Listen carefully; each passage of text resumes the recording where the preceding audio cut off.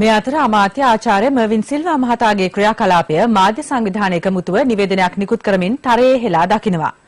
එම නිවේදනයේ දැක්වෙන්නේ දිගින් දිගටම අමාත්‍යවරයාගේ මර්ධනය මාධ්‍ය වෙත එල්ලවීම සම්බන්ධයෙන් ජනාධිපතිවරයා අගමැතිවරයා සහ ජනමාධ්‍ය අමාත්‍යවරුන් දෙදෙනා දරන අදහස කුමක්දයි Taman විමසන බවයි.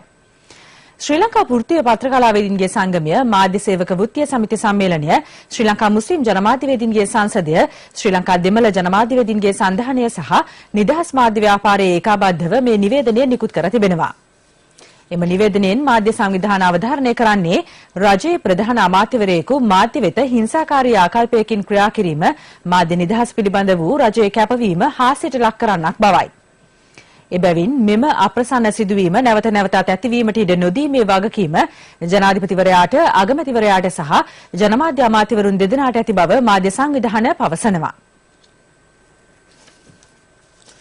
මෙම සිද්ධිය පිළිබඳව මාධ්‍ය සංවිධාන දැක්වූ ප්‍රතිචාරයයි මේ.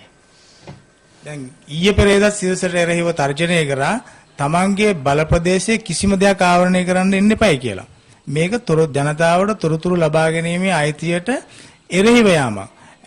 මේගොල්ලෝ නම් ව්‍යවස්ථා සම්පාදනය කරන්නේ, මේ රටේ නීති සම්පාදනය කරන්නේ. නීති සම්පාදකයන්ගේ හැටියෙන්ම තේරෙනවා ඒ රටේ නීතිය වල් වැදිලයි කියලා.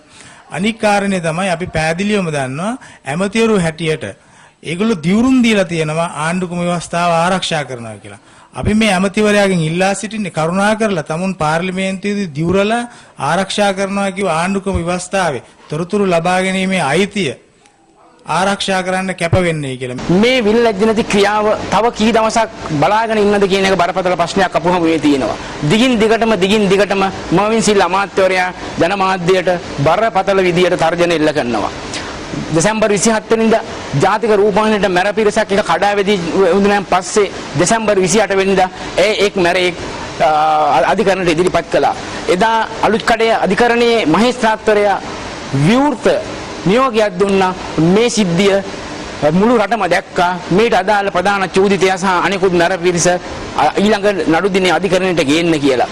අද වෙනතුරු පොලිසිය එදා මහේස්ත්‍රාත්වරයා දීපු විවෘත නියෝගයට අනුව ක්‍රියා කළේ නැහැ. තව දුරටත් මේ සෙල්ලම බලාගෙන ඉන්නවද කියන එක අපිට බරපතල ප්‍රශ්නයක්. මොහුගෙන් එන තර්ජනය කවදාවත් නතර වෙන්නේ නැත් තත්ත්වයක් තමයි පේන්න තියෙන්නේ. ඒ නිසා අපි නැවතත් ඊට ඕනෑකමින් ජනමාධ්‍ය සංවිධාන හැටියට ඉල්ලා හිටිනවා මර්වින් සිල්වා අමාත්‍යවරයා දිගින් දිගටම කරන මේ තර්ජනය නවත්තන්න කියලා. ඔහු විශේෂයෙන් කියන ප්‍රකාශයක් තියෙනවා සිරස මාධ්‍ය ආයතනයට කරපු බලකිරීමක් තියෙනවා. ඔහුගේ බල ප්‍රදේශයට එන්න එපා කියලා.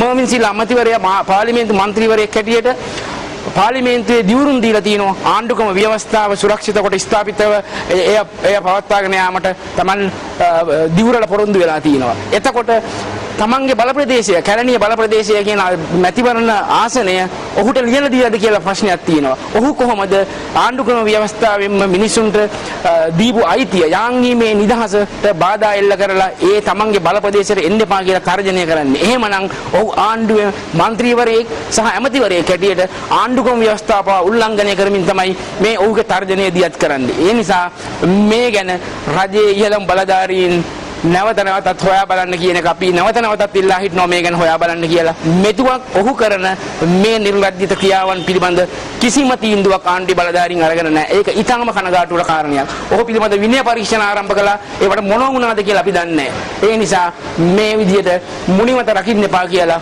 අපි ආණ්ඩු බලධාරීන්ගෙන් නැවත ඉල්ලා සිටිනවා. ශ්‍රී ලංකාවේ ජනමාධ්‍යවේදීන්ට එරෙහිව සිදුවන තර්ජන සහ පහරදීම් වහා නවතා දැමීමට පියවර ගන්නයි ජාත්‍යන්තර ජනමාධ්‍ය සංවිධාන රැසක් ඒකාබද්ධ ලිපියක් යොමු කරමින් ජනාධිපති මහින්ද රාජපක්ෂ මහතාගෙන් ඉල්ලීමක් කරනවා. තමන්ගේ සහ තම පවුල්වල ආරක්ෂාව සම්බන්ධයෙන් ශ්‍රී ලංකාවේ මාධ්‍යවේදීන් හා මාධ්‍ය සේවකයන් දෛනිකව මුහුණ දෙන තර්ජන පිළිබඳව තම දැඩි අවධානය යොමු ඇති බව එම ලිපියේ සඳහන්. ශ්‍රී ලංකාවේ ආරක්ෂකංශ මෙම ජනමාධ්‍යවේදීන්ට සහ මාධ්‍ය සේවකයන්ට එල්ලවන තර්ජන හා පහරදීම් වැළැක්වීමටත් ඊට සම්බන්ධ පුද්ගලයන් පිළිබඳව නීතිය ක්‍රියාත්මක කිරීමට අසමත්ව ඇතැයි ජාත්‍යන්තර ජනමාධ්‍ය සංවිධාන ජනාධිපතිතුමාට යවූ ලිපියේ දැක්වෙනවා. එක්සත් ජාතික පක්ෂය සංවිධානය කළ ප්‍රවෘත්ති සාකච්ඡාවක් අද කොළඹදී පැවැත්වුණා. සභාව පත් කරන්නේ නැතුව දේශපාලන රොත්තක්, දේශපාලන ගැත්තෝ ටිකක් ඊළඟට මැතිවරණ කොමිසමට පත් කරනවා. ඒ දේශපාලන ගැත්තන්ගෙන් සමන්විත මැතිවරණ කොමිසමෙන් අපිට සමහරවිට මැතිවරණ නිරීක්ෂණ අහිමි වෙන්න පුළුවන් රටට. රටේ ප්‍රධාන පුරවැසියා මේ රටේ නීතිය උල්ලංඝනය කරනවා. රටේ ප්‍රධාන පුරවැසියා නීති විරෝධී පත්වීම් කරන පාර්ලිමේන්තුව ඇතුළට. රටේ ප්‍රධාන පුරවැසියා මේ රටේ කොමිසම සභාව පත් කරන්නේ නැතුව ආණ්ඩුක්‍රම ව්‍යවස්ථා සභාව පත් කරන්නේ නැතුව නීති විරෝධී විදියට තමන්ගේ හතරවෙනි උපලේඛනයේ දියුණුම් දුන්න විදියට ආණ්ඩුක්‍රම ව්‍යවස්ථාව ආරක්ෂා කරන්නේ නැතුව මිනිස්සු පත් කරනවා. ඒතකොට මේකට කවුද වක් කියන්නේ?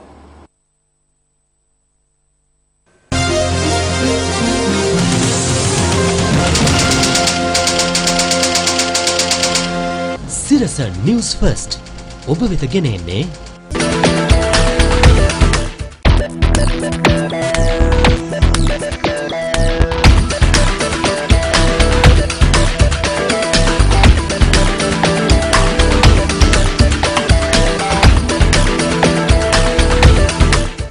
My family in Sri Lanka badly need a refrigerator, but there's no way to send. There's a way! Avans, a reliable home appliance supplier, now offers you a hassle-free way of sending gifts to anyone in Sri Lanka through their online shopping portal buyavans.com. Buyavans.com? Even a refrigerator? Refrigerators, washing machines, flowers, anything. You can view the products, select, pay online, and it will be delivered to your doorstep.